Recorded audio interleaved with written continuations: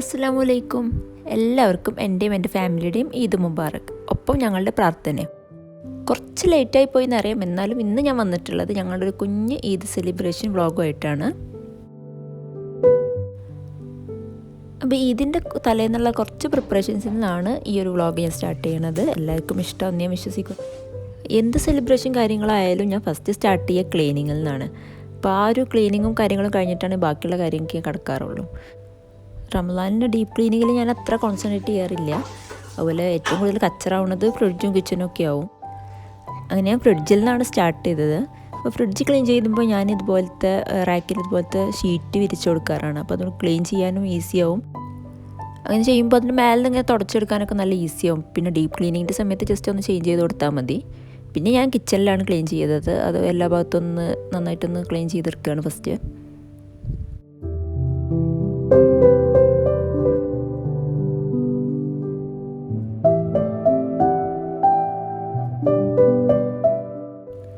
വിൻഡോസും ഡോർസും ഒക്കെ എത്ര അടച്ചിട്ടാലും ഈ പൊടിക്കാറ്റൊക്കെ ഉണ്ടാകുമ്പോൾ അകത്തേക്ക് നല്ല പൊടി കയറും.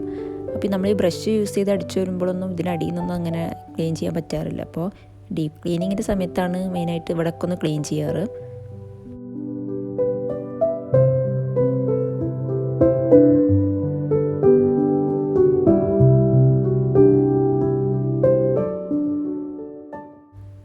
അപ്പോൾ ഇന്ന് ഈ വർഷത്തെ റമദാനിലെ ലാസ്റ്റ് നോമ്പാണ്. അപ്പോൾ ഇവിടുത്തെ ഏകദേശം ഫിക്സ് ആയതുകൊണ്ട് നാളെ പെരുന്നാളാണോ നോമ്പാണോ അങ്ങനത്തെ കാര്യത്തിൽ കൺഫ്യൂഷനൊന്നും ഉണ്ടായിരുന്നില്ല. അപ്പോൾ ഞാൻ ഫസ്റ്റ് കുറച്ച് ഈദിനുള്ള ഡിസേർട്ട്സ് ഉണ്ടാക്കി വെക്കാമെന്ന് വിചാരിച്ച്. പിന്നെ ഇത് പിസ്താഷ്യോ വെച്ചിട്ടുള്ള ഒരു ഡെസേർട്ടാണ്. അപ്പോൾ ഇതിൻ്റെ റെസിപ്പി അല്ല, ഇൻസ്റ്റഗ്രാമിൽ നിന്ന് കിട്ടിയ റെസിപ്പിയാണ്. പക്ഷെ ഉണ്ടാക്കി നോക്കിയപ്പോൾ എല്ലാവർക്കും നല്ല ഇഷ്ടമായി. അപ്പോൾ ഇതിന് വേണ്ടിയിട്ട് ഞാൻ ക്രീം ചീസിലേക്ക് ഒരു 3 ടേബിൾ സ്പൂൺ കണ്ടൻസ്ഡ് മിൽക്കും 1 കപ്പ് പിസ്താഷ്യോ പിസ്ത നല്ല പൗഡറാക്കിയിട്ട് ഒന്ന് പൊടിച്ചെടുത്തതും കൂടെ എടുത്തിട്ട് മിക്സ് ചെയ്യാണ്. ക്രീം ചീസ് ഞാനൊരു 400 ഗ്രാം എടുത്തിട്ടുള്ളത്. അപ്പോൾ അതെല്ലാം കൂടെ ഒന്ന് ബീറ്റ് ചെയ്തിട്ട് എടുക്കുകയാണ്. പിന്നെ ഞാനൊരു 2 കപ്പ് വിപ്പിംഗ് ക്രീം എടുത്തിട്ട് അതും കൂടെ ഒന്ന് ബീറ്റ് ചെയ്യാണ്. അപ്പോൾ ഈ ക്രീം ചീസിൻ്റെ എടുത്ത സെയിം ക്വാണ്ടിറ്റി തന്നെയാണ് അതും ഞാൻ എടുത്തിട്ടുള്ളത്. അപ്പോൾ നന്നായിട്ട് ബീറ്റ് ചെയ്തിട്ട് എടുത്തിട്ടുണ്ട്.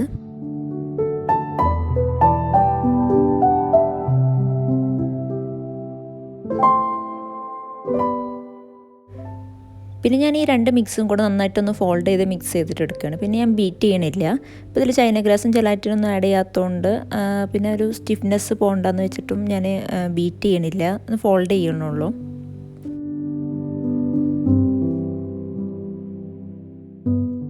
പിന്നെ ഇത് പാലിൽ കുറച്ച് റോസ് സിറപ്പ് മിക്സ് ചെയ്ത് വെക്കുകയാണ്. ഇതിന് ഞാൻ യൂസ് ചെയ്യണത് ലേഡി ഫിംഗർ എന്ന് പറഞ്ഞൊരു ഇറ്റാലിയൻ ബിസ്ക്കറ്റാണ്. നമ്മളിപ്പോൾ ഈ തിരാമിസുവിനൊക്കെ യൂസ് ചെയ്യുന്ന സെയിം സാധനം തന്നെ.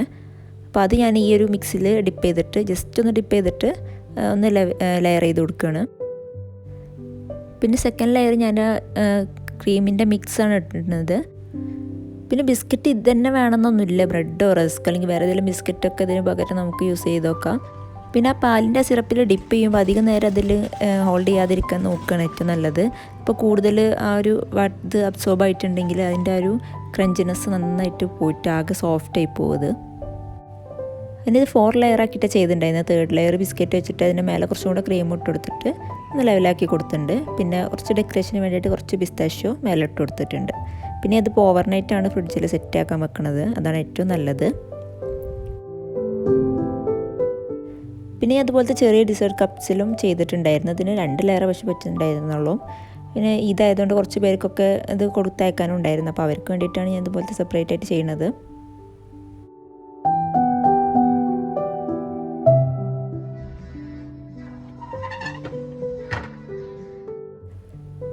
അപ്പോൾ ഒക്കെ കഴിഞ്ഞ് വന്നപ്പോൾ തന്നെ ഏകദേശം ടൈം നല്ല ലേറ്റായി ഉണ്ടായിരുന്നു. അപ്പോൾ നോമ്പർക്കാൾ പെട്ടെന്ന് വേഗം റെഡിയാക്കി എടുക്കാമെന്ന് വിചാരിച്ച്. അപ്പോൾ പത്തിരിയും കറിയും ചിക്കൻ കറിയുമാണ് ഇന്ന് ഉണ്ടാക്കാമെന്ന് വിചാരിച്ചിട്ടുണ്ടായിരുന്നത്. അപ്പോൾ ചിക്കൻ കറി ആദ്യം റെഡിയാക്കി തന്നിട്ടുണ്ടായിരുന്നു. അപ്പോൾ പത്തിരി വേഗം റെഡിയാക്കി. പിന്നെ കുറച്ച് ഫ്രോസണാക്കി കട്ട്ലറ്റ് ഉണ്ടാക്കി വെച്ചിട്ടുണ്ടായിരുന്നു. അപ്പോൾ അതൊക്കെ വേഗം എടുത്ത് തീർക്കുകയാണ്, നോമ്പും കഴിഞ്ഞല്ലോ ഇപ്പോൾ.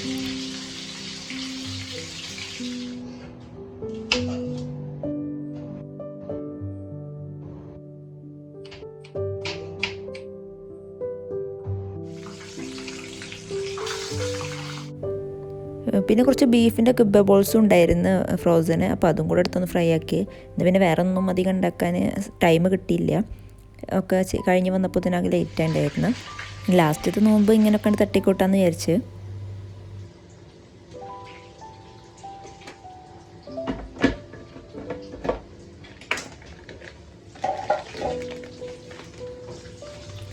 ആ സമയത്ത് ഇക്ക അവിടെ വേഗം ജ്യൂസൊക്കെ അടിച്ച് റെഡിയാക്കി ഉണ്ടായിരുന്നു. ഫ്രൂട്ട്സൊക്കെ കട്ട് ചെയ്ത് വെച്ചിട്ടുണ്ടായിരുന്നു.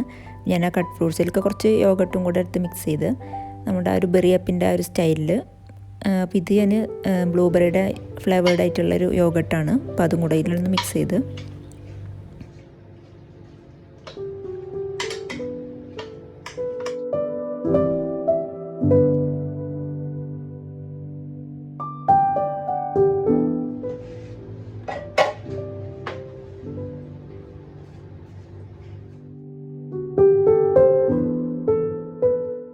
അങ്ങനെ പെട്ടെന്ന് നോമ്പ് തുറയൊക്കെ കഴിഞ്ഞിട്ട് വേഗം ബാക്കിയുള്ള പണികളൊക്കെ തീർക്കുകയാണ്.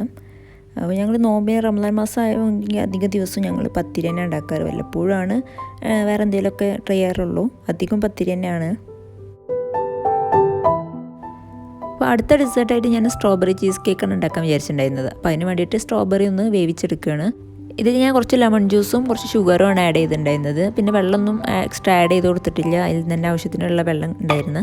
അപ്പോൾ അതൊന്ന് സോസ് ആക്കിയിട്ട് എടുക്കുകയാണ്. അപ്പോൾ ചീസ് കേക്കിൻ്റെ റെസിപ്പി ഞാൻ ഡീറ്റെയിൽ ആയിട്ട് മുന്നേ ഷെയർ ചെയ്തിട്ടുണ്ടായിരുന്നു. അതൊരു മാംഗോ ഫ്ലേവേർഡ് ആയിട്ടുള്ളതായിരുന്നു. അപ്പോൾ ആവശ്യമുള്ളവർ അതൊന്ന് ചെക്ക് ചെയ്താൽ മതി. പിന്നെ ഞാൻ ബിസ്ക്കറ്റിൻ്റെ മിക്സ് എടുത്തിട്ട് ഇതുപോലത്തെ ചെറിയ ഡിസേർട്ട് കപ്പിൽ ഒന്ന് ഫില്ല് ചെയ്യുകയാണ്.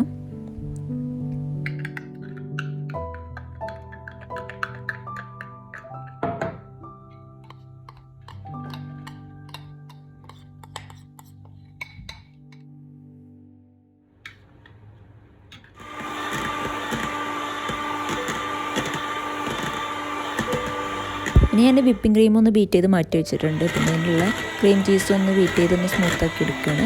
എന്നിട്ട് അതിലേക്ക് ഞാൻ കുറച്ച് ഈ സ്ട്രോബെറിൻ്റെ പൾപ്പും പിന്നെ ജലാറ്റിനും ലെമൺ ജ്യൂസും ആവശ്യത്തിനുള്ള ഷുഗറും കൂടെ ഒന്ന് ആഡ് ചെയ്തിട്ട് അതും കൂടെ ഒന്ന് ബീറ്റ് ചെയ്തിട്ട് എടുക്കുകയാണ്.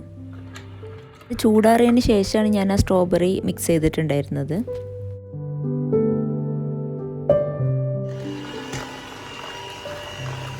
നേരത്തെ ബീറ്റ് ചെയ്ത് വെച്ചിട്ടുള്ള വിപ്പിംഗ് ക്രീമും അതും കൂടെ ഒന്ന് മിക്സ് ചെയ്തിട്ട് ഞാൻ ആ കപ്പിലൊക്കെ ഒന്ന് ഫില്ല് ചെയ്യണം. അപ്പോൾ ഇതുപോലത്തെ പൈപ്പിംഗ് ബാഗ് വെച്ചിട്ടാണ് ഞാൻ ചെയ്യണത്. അതാകുമ്പോൾ കുറച്ചും കൂടെ ഈസിയാണ്.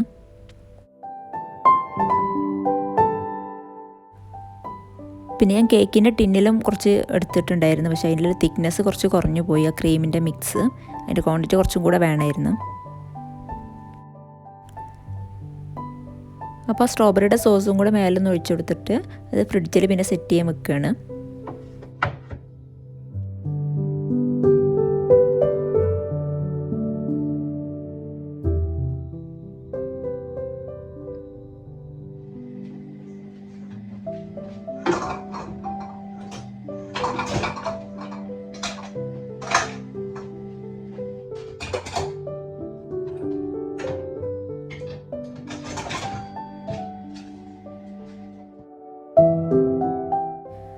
അതിൻ്റെ പണികളൊക്കെ ഏകദേശമൊക്കെ ഒന്ന് തീർത്തിട്ട് പിന്നെ ഒക്കെ ഒന്ന് അയൺ ചെയ്യാൻ നിൽക്കുകയാണ്. അപ്പോൾ ഇത് കഴിഞ്ഞുള്ള ഡ്രസ്സും നാളേക്കൊക്കെ ഡ്യൂട്ടി ഉണ്ട്. അപ്പോൾ അതിനുള്ള ഡ്രസ്സും ഒക്കെ ഒന്ന് അയൺ ചെയ്ത് വെക്കുകയാണ്.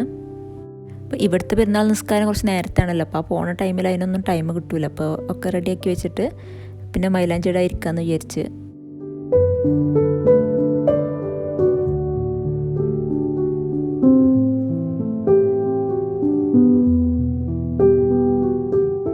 ഈ മാൻഡി കോൺസ് ഞങ്ങളുടെ ഇവിടുത്തെ ഒരു ഫ്രണ്ട് തന്നതായിരുന്നു. അപ്പോൾ അവർക്കിവിടെ ലേഡീസിൻ്റെ സലൂണാണ്. അപ്പോൾ അവരവിടെ തന്നെ ഉണ്ടാക്കുന്ന മെഹന്തിയാണ്. ഇവിടെ സാധാരണ സൂപ്പർ മാർക്കറ്റിലൊക്കെ ആകെ ഒരു ടൈപ്പല്ലേ മെഹന്തി കോൺ കിട്ടുള്ളൂ. പക്ഷെ അതിൻ്റെ ആ ഒരു സ്റ്റെയിൻ എനിക്ക് അത്ര ഇഷ്ടമല്ല. അത് അത്ര കളർ വരാറില്ലല്ലോ. പക്ഷേ ഈ കോൺ അങ്ങനെയല്ല, അത് നല്ല കളറാണ്. അപ്പോൾ അവരടുത്ത് നെയിൽ കോൺസും ഉണ്ട്. അതും എടുക്ക് തരാറുണ്ട് എനിക്ക്. നമ്മൾ സാധാ മൈലാഞ്ചി ഉണ്ടല്ലോ അത്. പക്ഷെ നല്ല കളറാണ് അതിനും. ഞാനത് യൂസ് ചെയ്യാറുണ്ടായിരുന്നു. അപ്പോഴാണ് അപ്പുറത്തെ റൂമിലത്തെ താത്തയും അവർക്ക് മൈലാഞ്ചി ഇട്ട് കൊടുക്കാൻ വേണ്ടി വന്നത്. ഞാൻ അത്ര നന്നായിട്ട് ഇടുന്ന ആളൊന്നല്ല, ജസ്റ്റ് ഒന്ന് തട്ടിക്കൂട്ടി ഒപ്പിക്കും, അത്രേ ഉള്ളൂ.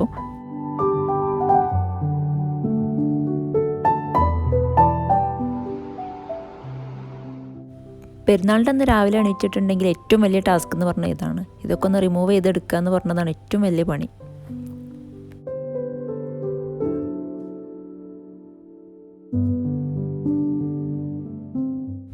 എല്ലാവരും ഈദ്ഗാഹിനൊക്കെ പോണ തിരക്കിലാണ്. അപ്പോൾ അതൊക്കെ കഴിഞ്ഞിട്ട് പിന്നെ ബ്രേക്ക്ഫാസ്റ്റ് ഉണ്ടാക്കാൻ നോക്കുകയാണ്. അപ്പോൾ ആർക്കും അങ്ങനെ കഴിക്കാൻ വലിയ ഇൻട്രസ്റ്റ് ഒന്നും ഉണ്ടായിരുന്നില്ല. അപ്പോൾ പുട്ടും തലേ ദിവസത്തെ കുറച്ച് ചിക്കൻ കറി ഉണ്ടായിരുന്നു. അപ്പോൾ അത് വെക്കാമെന്ന് വിചാരിച്ച്.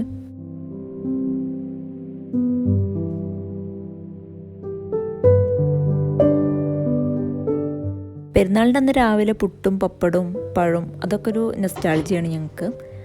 അപ്പോൾ പപ്പടും ഉണ്ടാക്കാമെന്ന് വിചാരിച്ച്. ഇത് ചില്ലി പപ്പടാണ്. അപ്പോൾ ഒരു ഫ്രണ്ട് നാട്ടിൽ പോയി വന്നപ്പോൾ ഞങ്ങൾക്ക് തന്നതായിരുന്നു. അപ്പോൾ ഇതൊക്കെ ഒന്ന് കട്ട് ചെയ്തിട്ടാണ് ഫ്രൈ ആക്കണത്.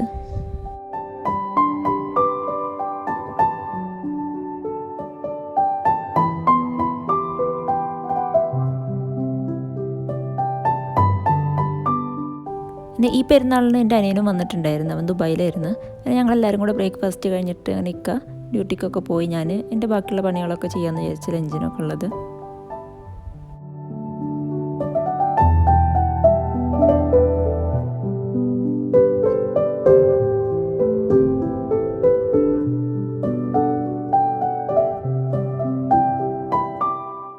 പിന്നെ ഒരു ഫ്രണ്ടിൻ്റെ ഗിഫ്റ്റാണിത്. സാഫ്രോൺ മിൽക്ക് കേക്കും ഉണ്ണിയപ്പവും പിന്നെ ക്യാരറ്റ് ഡേറ്റ്സ് കേക്കുമാണ്. നല്ല ടേസ്റ്റ് ഉണ്ടായിരുന്നു കേട്ടോ എല്ലതും.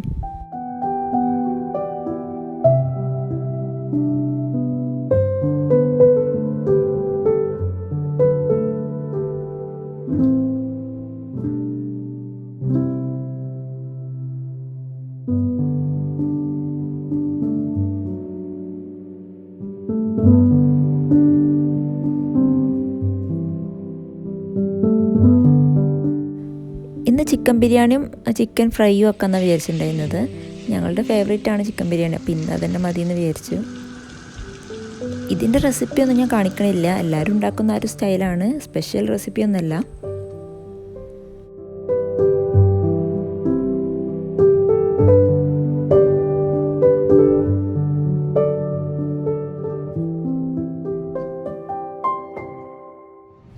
ഞാൻ ചിക്കൻ ഒന്ന് റെഡിയാക്കി എടുക്കുകയാണ്. അപ്പോൾ ഈ ചിക്കൻ ഫ്രൈ ആക്കിയിട്ടുള്ള ആ ഒരു ഓയിലിന് കുറച്ച് എടുത്തിട്ട് അതിൽ കുറച്ച് വേപ്പിലിട്ടിട്ടൊന്ന് വഴറ്റുകയാണ്. പിന്നെ കുറച്ച് ചില്ലി ഫ്ലേക്സും കൂടെ ഇട്ടിട്ട് അതൊന്ന് വഴറ്റിയെടുക്കുകയാണ്. അപ്പോൾ ഇത് അധികം എരിയില്ലാത്തതുകൊണ്ട് ഞാൻ അത്യാവശ്യം ഇട്ടിട്ടുണ്ടായിരുന്നു. പിന്നെ കുറച്ച് ടൊമാറ്റോ കെച്ചപ്പും കുറച്ച് ചില്ലി സോസും കൂടെ ഒഴിച്ചു കൊടുക്കുകയാണ്. പിന്നെ ഇതിലേക്ക് ചിക്കൻ ഫ്രൈ വേണം. അത് ഞാൻ നേരത്തെ ബിരിയാണിയുടെ കൂടെ തന്നെ റെഡിയാക്കി വെച്ചിട്ടുണ്ടായിരുന്നു. അപ്പോൾ അത് ഞാൻ സാധാ മുളക് പൊടി, മഞ്ഞൾപ്പൊടിയും ഉപ്പും കുറച്ച് ജിഞ്ചർ ഗാർലിക് പേസ്റ്റും കൂടെ ഇട്ട് മാരിനേറ്റ് ചെയ്തിട്ട് ഫ്രൈ ആക്കി എടുത്തതാണ്. അപ്പോൾ അത് ഞാൻ ചെറിയ പീസാക്കിയിട്ടാണ് കട്ട് ചെയ്തിട്ടുണ്ടായിരുന്നത്. ഇതിലേക്ക് അങ്ങനെയാണ് കുറച്ചും കൂടി രസം. അതും കൂടെ ചേർത്തിട്ട് ഞാൻ നന്നായിട്ടൊന്ന് മിക്സ് ചെയ്തിട്ടെടുക്കുകയാണ്. പിന്നെ 2 മിനിറ്റ് ലോ ഫ്ലെയിമിൽ ഒന്ന് അടച്ച് വെച്ചിട്ട് ഒന്ന് റെഡിയാക്കുകയാണ്. അപ്പോൾ ആ ഒരു ഫ്ലേവർ അതിൻ്റെ ഉള്ളിലേക്ക് നന്നായിട്ട് ഇറങ്ങാൻ വേണ്ടിയിട്ടാണ്. ഞാൻ പെരുന്നാൾക്ക് എടുത്ത ഡ്രസ്സ് ഇപ്പോൾ ഈ വ്ളോഗിൽ കാണിക്കണില്ല. ഇൻഷാല്ലാ വേറെ വ്ളോഗിൽ കാണിക്കാം. ഞാൻ അതൊന്നല്ല മാറ്റിയിട്ടുണ്ടായിരുന്നത്, വേറൊരു ഡ്രസ്സ് ഇടുക ചെയ്തത്.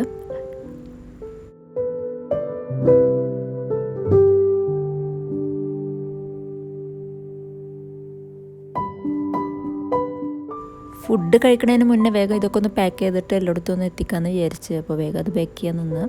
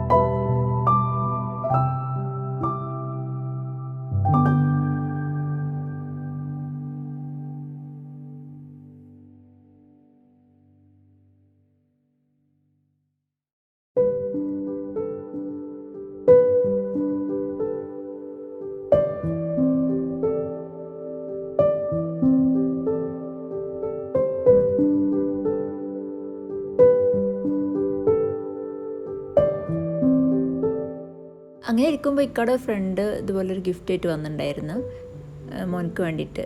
ഈദിയ, ഇത് ഇവിടുത്തെ ഒരു അറബിക് ട്രഡീഷനാണ് ഇതുപോലെ കുട്ടികൾക്ക് ഇതിന് ഒരു ഗിഫ്റ്റ് കൊടുക്കുന്നത്.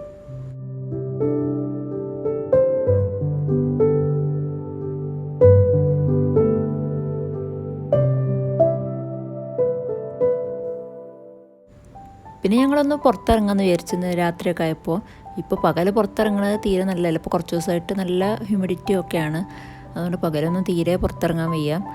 പിന്നെ ഇന്ന് ലീവും ഇല്ലാത്തതുകൊണ്ട് അങ്ങനെ ഗാദറിങ്ങും ഔട്ടിങ്ങും ഒന്നും നടന്നിട്ടുണ്ടായിരുന്നില്ല. പിന്നെ നെക്സ്റ്റ് ഡേ ആണ് ലീവ്. അപ്പോൾ ഗാദറിങ്ങൊക്കെ നെക്സ്റ്റ് ഡേയിലേക്ക് പ്ലാൻ ചെയ്ത്.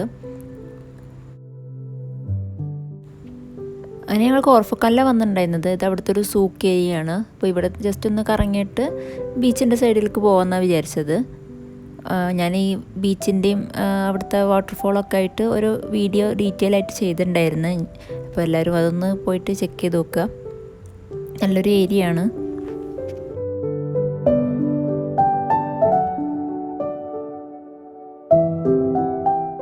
വാട്ടർഫോളിൻ്റെ ഭാഗത്തെത്തിയപ്പോൾ അവിടെ ഫുൾ ക്രൗഡായിരുന്നു. അതുകൊണ്ട് ആ ഭാഗത്തേക്ക് അധികം പോയില്ല. ഞങ്ങൾ നേരെ ബീച്ചിൻ്റെ സൈഡിൽ പോയിട്ട് അവിടെ കുറച്ച് നേരം സ്പെൻഡ് ചെയ്യുക ചെയ്തത്.